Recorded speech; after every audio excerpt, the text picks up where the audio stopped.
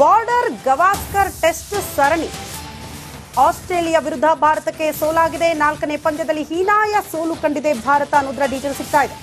ಆಸ್ಟ್ರೇಲಿಯಾಗೆ 184 ರನ್ಗಳ ಅಮೋಘ ಗೆಲುವು. ಟೆಸ್ಟ್ ವಿಶ್ವ ಚಾಂಪಿಯನ್ ರೇಸ್ನಿಂದ ಔಟ್ ಆಗಿದೆ. 5 ಪಂದ್ಯಗಳ ಸರಣಿಯಲ್ಲಿ ಆಸ್ಟ್ರೇಲಿಯಾಗೆ 2-1 ಮುನ್ನಡೆ ದೊರೆತಿದೆ. ಮೆಲ್ಬೋರ್ನ್ನಲ್ಲಿ ಟೆಸ್ಟ್ ಪಂದ್ಯ ನಡೆದಿತ್ತು. ಅಲ್ಲಿ ಭಾರತಕ್ಕೆ ಹೀನಾಯ ಸೋಲಾಗಿದೆ ಅನ್ನೋದರ ಡೀಟೇಲ್ ಸಿಗ್ತಾ ಇದೆ.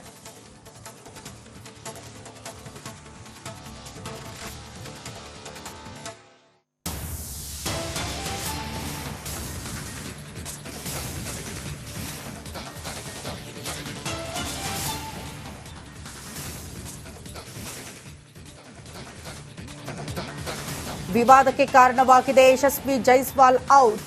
ನಾಟ್ ಔಟ್ ಇದ್ರೂ ಕೂಡ ಔಟ್ ಅಂತ ಥರ್ಡ್ ಅಂಪೈರ್ ಘೋಷಣೆ ಮಾಡಿದ್ದಾರೆ. ಬಿಸಿಸಿಐ ಸೇರಿ ಕ್ರಿಕೆಟ್ ಪ್ರೇಮಿಗಳು ದೊಡ್ಡ ಮಟ್ಟದ ಆಕ್ರೋಶ ವ್ಯಕ್ತಪಡಿಸಿದ್ದಾರೆ ಅನ್ನೋದರ ಡೀಟೇಲ್ ಸಿಗ್ತಾ ಇದೆ. ಯಶಸ್ವಿ ಜೈಸ್ವಾಲ್ ಔಟ್ ಕ್ರಿಕೆಟ್ ಪ್ರೇಮಿಗಳ ಆಕ್ರೋಶಕ್ಕೆ ಕಾರಣ ಆಗಿದೆ. ಕಾರಣ ಇಷ್ಟೇ, ನಾಟ್ ಔಟ್ ಇದ್ರೂ ಕೂಡ ಔಟ್ ಹೇಗೆ ಕೊಟ್ರು ಅನ್ನೋದು ಕ್ರಿಕೆಟ್ ಪ್ರೇಮಿಗಳ ಪ್ರಶ್ನೆ ಆಗ್ತಾ ಇದೆ, ಆಕ್ರೋಶಕ್ಕೆ ಕಾರಣ ಆಗ್ತಾ ಇದೆ.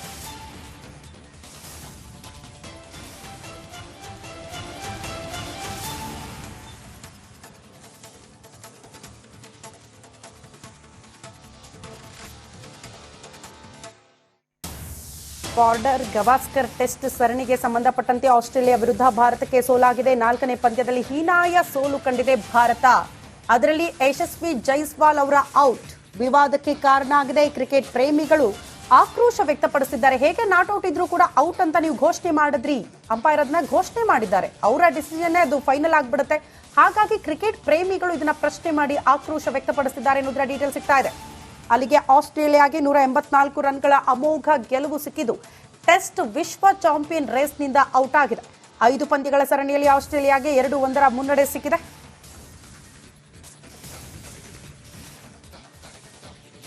ಈ ಬಗ್ಗೆ ಮತ್ತಷ್ಟು ಡೀಟೇಲ್ಸ್ ಅನ್ನು ಕೊಡ್ತಾ ಹೋಗ್ತಾರೆ ನಮ್ಮ ಪ್ರತಿನಿಧಿ ನಾಗರಾಜ್ ಅಪ್ಪಸಂದ್ರ ನೇರ ಸಂಪರ್ಕದಲ್ಲಿ ಜಾಯಿನ್ ಆಗ್ತಿದ್ದಾರೆ. ನಾಗರಾಜ್, ಈ ಕುರಿತು ಮತ್ತಷ್ಟು ಡೀಟೇಲ್ಸ್ ಅನ್ನು ಕೊಡ್ತಾ ಹೋಗೋದಾದ್ರೆ.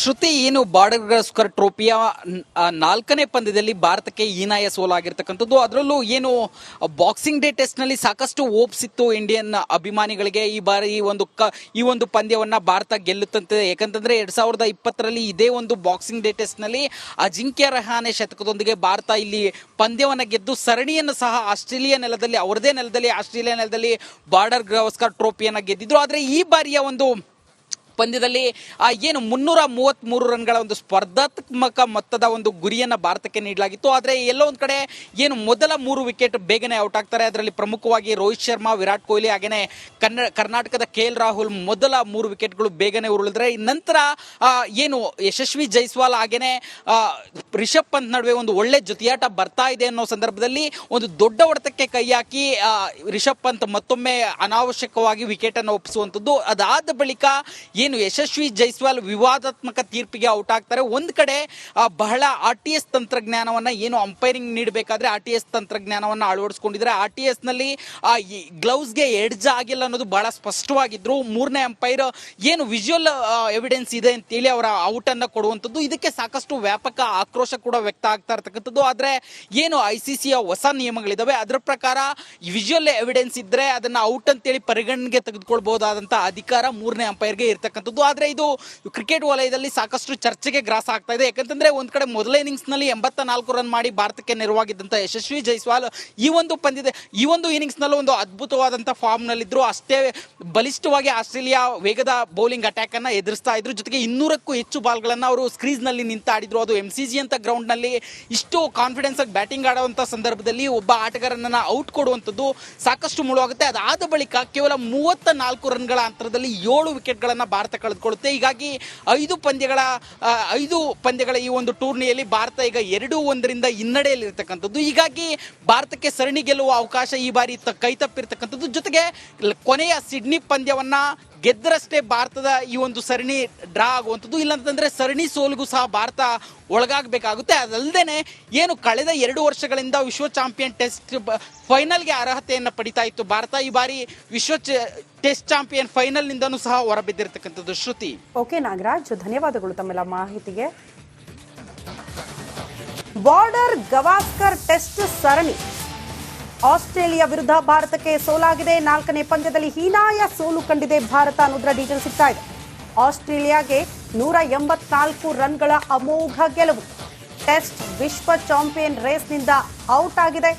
5 ಪಂದ್ಯಗಳ ಸರಣಿಯಲ್ಲಿ ಆಸ್ಟ್ರೇಲಿಯಾಗೆ 2-1 ಮುನ್ನಡೆ ದೊರೆತಿದೆ. ಮೆಲ್ಬೋರ್ನ್ನಲ್ಲಿ ಟೆಸ್ಟ್ ಪಂದ್ಯ ನಡೆದಿತ್ತು. ಅಲ್ಲಿ ಭಾರತಕ್ಕೆ ಹೀನಾಯ ಸೋಲಾಗಿದೆ ಅನ್ನೋದರ ಡೀಟೇಲ್ ಸಿಗ್ತಾ ಇದೆ.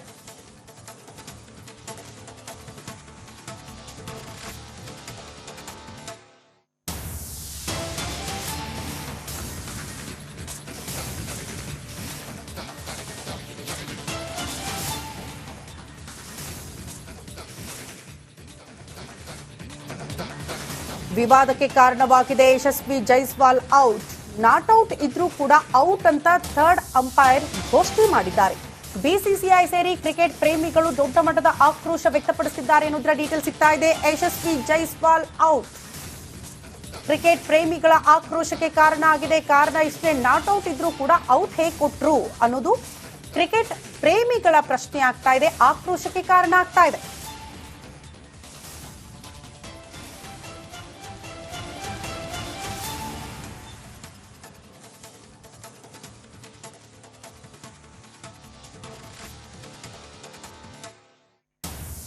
ಬಾರ್ಡರ್ ಗವಾಸ್ಕರ್ ಟೆಸ್ಟ್ ಸರಣಿಗೆ ಸಂಬಂಧಪಟ್ಟಂತೆ ಆಸ್ಟ್ರೇಲಿಯಾ ವಿರುದ್ಧ ಭಾರತಕ್ಕೆ ಸೋಲಾಗಿದೆ. 4ನೇ ಪಂದ್ಯದಲ್ಲಿ ಹೀನಾಯ ಸೋಲು ಕಂಡಿದೆ ಭಾರತ. ಅದರಲ್ಲಿ ಯಶಸ್ವಿ ಜೈಸ್ವಾಲ್ ಅವರ ಔಟ್ ವಿವಾದಕ್ಕೆ ಕಾರಣ ಆಗಿದೆ. ಕ್ರಿಕೆಟ್ ಪ್ರೇಮಿಗಳು ಆಕ್ರೋಶ ವ್ಯಕ್ತಪಡಿಸಿದ್ದಾರೆ. ಹೇಗೆ ನಾಟ್ ಔಟ್ ಇದ್ರೂ ಕೂಡ ಔಟ್ ಅಂತ ನೀವು ಘೋಷಣೆ ಮಾಡಿದ್ರಿ, ಅಂಪೈರ್ ಅದನ್ನ ಘೋಷಣೆ ಮಾಡಿದ್ದಾರೆ, ಅವರ ಡಿಸಿಷನ್ನೇ ಅದು ಫೈನಲ್ ಆಗಿಬಿಡುತ್ತೆ. ಹಾಗಾಗಿ ಕ್ರಿಕೆಟ್ ಪ್ರೇಮಿಗಳು ಇದನ್ನ ಪ್ರಶ್ನೆ ಮಾಡಿ ಆಕ್ರೋಶ ವ್ಯಕ್ತಪಡಿಸಿದ್ದಾರೆ ಅನ್ನೋದರ ಡೀಟೇಲ್ ಸಿಗ್ತಾ ಇದೆ. ಅಲ್ಲಿಗೆ ಆಸ್ಟ್ರೇಲಿಯಾಗೆ 184 ರನ್ಗಳ ಅಮೋಘ ಗೆಲುವು ಸಿಕ್ಕಿದ್ದು ಟೆಸ್ಟ್ ವಿಶ್ವ ಚಾಂಪಿಯನ್ ರೇಸ್ನಿಂದ ಔಟ್ ಆಗಿದೆ. 5 ಪಂದ್ಯಗಳ ಸರಣಿಯಲ್ಲಿ ಆಸ್ಟ್ರೇಲಿಯಾಗೆ 2-1 ಮುನ್ನಡೆ ಸಿಕ್ಕಿದೆ.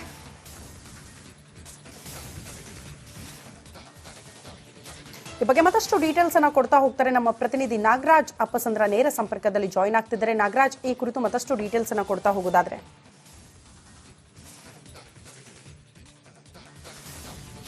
ಶ್ರುತಿ, ಏನು ಬಾರ್ಡರ್ ಗವಾಸ್ಕರ್ ಟ್ರೋಫಿಯ 4ನೇ ಪಂದ್ಯದಲ್ಲಿ ಭಾರತಕ್ಕೆ ಹೀನಾಯ ಸೋಲಾಗಿರ್ತಕ್ಕಂಥದ್ದು. ಅದರಲ್ಲೂ ಏನು ಬಾಕ್ಸಿಂಗ್ ಡೇ ಟೆಸ್ಟ್ ನಲ್ಲಿ ಸಾಕಷ್ಟು ಹೋಪ್ಸ್ ಇತ್ತು ಇಂಡಿಯನ್ ಅಭಿಮಾನಿಗಳಿಗೆ. ಈ ಬಾರಿ ಈ ಒಂದು ಪಂದ್ಯವನ್ನ ಭಾರತ ಗೆಲ್ಲುತ್ತಂತೆ. ಯಾಕಂತಂದ್ರೆ 2020ರಲ್ಲಿ ಇದೇ ಒಂದು ಬಾಕ್ಸಿಂಗ್ ಡೇ ಟೆಸ್ಟ್ ನಲ್ಲಿ ಅಜಿಂಕ್ಯ ರಹಾನೆ ಶತಕದೊಂದಿಗೆ ಭಾರತ ಇಲ್ಲಿ ಪಂದ್ಯವನ್ನ ಗೆದ್ದು ಸರಣಿಯನ್ನು ಸಹ ಆಸ್ಟ್ರೇಲಿಯಾ ನೆಲದಲ್ಲಿ, ಅವರದೇ ನೆಲದಲ್ಲಿ, ಆಸ್ಟ್ರೇಲಿಯಾ ನೆಲದಲ್ಲಿ ಬಾರ್ಡರ್ ಗವಾಸ್ಕರ್ ಟ್ರೋಫಿಯನ್ನ ಗೆದ್ದಿದ್ರು. ಆದ್ರೆ ಈ ಬಾರಿಯ ಒಂದು ಪಂದ್ಯದಲ್ಲಿ ಏನು 333 ರನ್ಗಳ ಒಂದು ಸ್ಪರ್ಧಾತ್ಮಕ ಮೊತ್ತದ ಒಂದು ಗುರಿಯನ್ನು ಭಾರತಕ್ಕೆ ನೀಡಲಾಗಿತ್ತು. ಆದರೆ ಎಲ್ಲೋ ಒಂದು ಕಡೆ ಏನು ಮೊದಲ 3 ವಿಕೆಟ್ ಬೇಗನೆ ಔಟ್ ಆಗ್ತಾರೆ. ಅದರಲ್ಲಿ ಪ್ರಮುಖವಾಗಿ ರೋಹಿತ್ ಶರ್ಮಾ, ವಿರಾಟ್ ಕೊಹ್ಲಿ ಹಾಗೇನೆ ಕರ್ನಾಟಕದ KL ರಾಹುಲ್ ಮೊದಲ 3 ವಿಕೆಟ್ಗಳು ಬೇಗನೆ ಉರುಳಿದ್ರೆ, ನಂತರ ಏನು ಯಶಸ್ವಿ ಜೈಸ್ವಾಲ್ ಹಾಗೇನೆ ರಿಷಬ್ ಪಂತ್ ನಡುವೆ ಒಂದು ಒಳ್ಳೆ ಜೊತೆಯಾಟ ಬರ್ತಾ ಇದೆ ಅನ್ನೋ ಸಂದರ್ಭದಲ್ಲಿ ಒಂದು ದೊಡ್ಡ ಹೊಡೆತಕ್ಕೆ ಕೈ ಹಾಕಿ ರಿಷಬ್ ಪಂತ್ ಮತ್ತೊಮ್ಮೆ ಅನಾವಶ್ಯಕವಾಗಿ ವಿಕೆಟ್ ಅನ್ನು ಒಪ್ಪಿಸುವಂಥದ್ದು. ಅದಾದ ಬಳಿಕ ಏನು ಯಶಸ್ವಿ ಜೈಸ್ವಾಲ್ ವಿವಾದಾತ್ಮಕ ತೀರ್ಪಿಗೆ ಔಟ್ ಆಗ್ತಾರೆ. ಒಂದು ಕಡೆ ಬಹಳ RTS ತಂತ್ರಜ್ಞಾನವನ್ನ, ಏನು ಅಂಪೈರಿಂಗ್ ನೀಡಬೇಕಾದ್ರೆ RTS ತಂತ್ರಜ್ಞಾನವನ್ನ ಅಳವಡಿಸಿಕೊಂಡಿದ್ದಾರೆ. RTS ನಲ್ಲಿ ಗ್ಲೌಸ್ಗೆ ಎಡ್ಜ್ ಆಗಿಲ್ಲ ಅನ್ನೋದು ಬಹಳ ಸ್ಪಷ್ಟವಾಗಿದ್ರು. 3ನೇ ಅಂಪೈರ್ ಏನು ವಿಜುವಲ್ ಎವಿಡೆನ್ಸ್ ಇದೆ ಅಂತೇಳಿ ಅವರ ಔಟ್ ಅನ್ನ ಕೊಡುವಂಥದ್ದು. ಇದಕ್ಕೆ ಸಾಕಷ್ಟು ವ್ಯಾಪಕ ಆಕ್ರೋಶ ಕೂಡ ವ್ಯಕ್ತ ಆಗ್ತಾ ಇರ್ತಕ್ಕಂಥದ್ದು. ಆದ್ರೆ ಏನು ICCಯ ಹೊಸ ನಿಯಮಗಳಿದಾವೆ, ಅದರ ಪ್ರಕಾರ ವಿಜುವಲ್ ಎವಿಡೆನ್ಸ್ ಇದ್ರೆ ಅದನ್ನ ಔಟ್ ಅಂತೇಳಿ ಪರಿಗಣನೆಗೆ ತೆಗೆದುಕೊಳ್ಬಹುದಾದಂತಹ ಅಧಿಕಾರ 3ನೇ ಅಂಪೈರ್ಗೆ ಇರ್ತಕ್ಕಂಥದ್ದು. ಆದ್ರೆ ಇದು ಕ್ರಿಕೆಟ್ ವಲಯದಲ್ಲಿ ಸಾಕಷ್ಟು ಚರ್ಚೆಗೆ ಗ್ರಾಸ ಆಗ್ತಾ ಇದೆ. ಯಾಕಂತಂದ್ರೆ ಒಂದ್ ಕಡೆ ಮೊದಲ ಇನ್ನಿಂಗ್ಸ್ ನಲ್ಲಿ 84 ರನ್ ಮಾಡಿ ಭಾರತಕ್ಕೆ ನೆರವಾಗಿದ್ದಂತ ಯಶಸ್ವಿ ಜೈಸ್ವಾಲ್ ಈ ಒಂದು ಇನ್ನಿಂಗ್ಸ್ ನಲ್ಲೂ ಒಂದು ಅದ್ಭುತವಾದಂತಹ ಫಾರ್ಮ್ ನಲ್ಲಿದ್ರು. ಅಷ್ಟೇ ಬಲಿಷ್ಠವಾಗಿ ಆಸ್ಟ್ರೇಲಿಯಾ ವೇಗದ ಬೌಲಿಂಗ್ ಅಟ್ಯಾಕ್ ಅನ್ನ ಎದುರಿಸ್ತಾ ಇದ್ರು. ಜೊತೆಗೆ 200ಕ್ಕೂ ಹೆಚ್ಚು ಬಾಲ್ಗಳನ್ನ ಅವರು ಸ್ಕ್ರೀಸ್ ನಲ್ಲಿ ನಿಂತಾಡಿದ್ರು. ಅದು MCG ಅಂತ ಗ್ರೌಂಡ್ ನಲ್ಲಿ ಇಷ್ಟು ಕಾನ್ಫಿಡೆನ್ಸ್ ಆಗಿ ಬ್ಯಾಟಿಂಗ್ ಆಡುವಂತ ಸಂದರ್ಭದಲ್ಲಿ ಒಬ್ಬ ಆಟಗಾರನನ್ನ ಔಟ್ ಕೊಡುವಂಥದ್ದು ಸಾಕಷ್ಟು ಮುಳುವಾಗುತ್ತೆ. ಅದಾದ ಬಳಿಕ ಕೇವಲ 34 ರನ್ಗಳ ಅಂತರದಲ್ಲಿ 7 ವಿಕೆಟ್ಗಳನ್ನ ಭಾರತ ಕಳೆದುಕೊಳ್ಳುತ್ತೆ. ಹೀಗಾಗಿ 5 ಪಂದ್ಯಗಳ ಈ ಒಂದು ಟೂರ್ನಿಯಲ್ಲಿ ಭಾರತ ಈಗ 2-1 ಹಿನ್ನಡೆಯಲ್ಲಿ ಇರ್ತಕ್ಕಂಥದ್ದು. ಹೀಗಾಗಿ ಭಾರತಕ್ಕೆ ಸರಣಿ ಗೆಲ್ಲುವ ಅವಕಾಶ ಈ ಬಾರಿ ಕೈ ತಪ್ಪಿರ್ತಕ್ಕಂಥದ್ದು. ಜೊತೆಗೆ ಕೊನೆಯ ಸಿಡ್ನಿ ಪಂದ್ಯವನ್ನ ಗೆದ್ದರಷ್ಟೇ ಭಾರತದ ಈ ಒಂದು ಸರಣಿ ಡ್ರಾ ಆಗುವಂಥದ್ದು. ಇಲ್ಲಂತಂದ್ರೆ ಸರಣಿ ಸೋಲಿಗೂ ಸಹ ಭಾರತ ಒಳಗಾಗಬೇಕಾಗುತ್ತೆ. ಅದಲ್ಲದೆ ಏನು ಕಳೆದ 2 ವರ್ಷಗಳಿಂದ ವಿಶ್ವ ಚಾಂಪಿಯನ್ ಟೆಸ್ಟ್ ಫೈನಲ್ಗೆ ಅರ್ಹತೆಯನ್ನು ಪಡಿತಾ ಇತ್ತು ಭಾರತ. ಈ ಬಾರಿ ವಿಶ್ವ ಟೆಸ್ಟ್ ಚಾಂಪಿಯನ್ ಫೈನಲ್ ನಿಂದನೂ ಸಹ ಹೊರಬಿದ್ದಿರತಕ್ಕಂಥದ್ದು. ಶ್ರುತಿ. ಓಕೆ ನಾಗರಾಜ್, ಧನ್ಯವಾದಗಳು ತಮ್ಮೆಲ್ಲ ಮಾಹಿತಿಗೆ.